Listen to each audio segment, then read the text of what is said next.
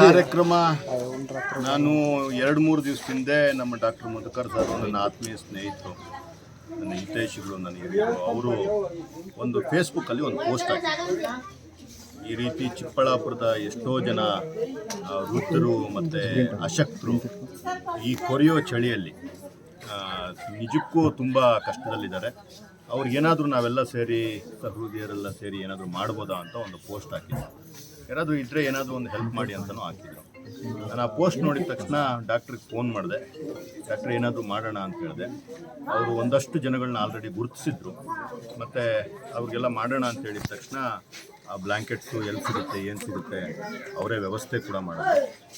ನಾವು ಅವ್ರ ಜೊತೆ ನಿಂತ್ಕೊಂಡು ಆ ಬ್ಲ್ಯಾಂಕೆಟ್ಸ್ನ ತಂದು ಯಾರ್ಯಾರು ಅದಕ್ಕೆ ಅವಶ್ಯಕತೆ ಇದೆ ಅವ್ರಿಗೆಲ್ಲ ಕೊಡುವಂಥ ಒಂದು ಸಣ್ಣ ಅಳಲು ಸೇವೆನ ನಾವು ಯಾವ ಎಲ್ಲೆಲ್ಲಿ ಕೊಡ್ತೀವಿ ಸರ್. ನಾವು ಈಗ ನಮ್ಮ ಡಾಕ್ಟ್ರು ಆಲ್ಮೋಸ್ಟ್ ಒಂದು 150 ಜನರಿಂದ 200 ಜನರು ಗುರುತಿಸಿದ್ದಾರೆ. ಇನ್ನೊಂದಷ್ಟು ಜಾಸ್ತಿ ಆಗ್ಬೋದು. ಈಗ ಚಾಮರಾಜಪೇಟೆಯಲ್ಲಿ ಕೊಡ್ತಾ ಇದ್ದೀವಿ. ಆಮೇಲೆ ಕಂದವಾರದಲ್ಲಿ ಮತ್ತು ಮುಷ್ಟೂರು ಗ್ರಾಮದಲ್ಲೂ ಸಹ ಅಲ್ಲಿ ಸಹ ಎಲ್ಲಿ ಕಾಲೋನಿ ಇದೆ ಅಲ್ಲಿ ಹೋಗಿ ಕೊಡಬೇಕು ಅಂತ ಅಂದ್ಕೊಂಡಿದ್ದೀವಿ. ಇದನ್ನು ನೋಡಿ ಇನ್ನೊಂದಷ್ಟು ಜನ ಕೇಳ್ಬೋದು. ಅದಕ್ಕೂ ಸಹ ನಾವು ವ್ಯವಸ್ಥೆಗಳು ಮಾಡ್ಕೊಂಡಿದ್ದೀವಿ.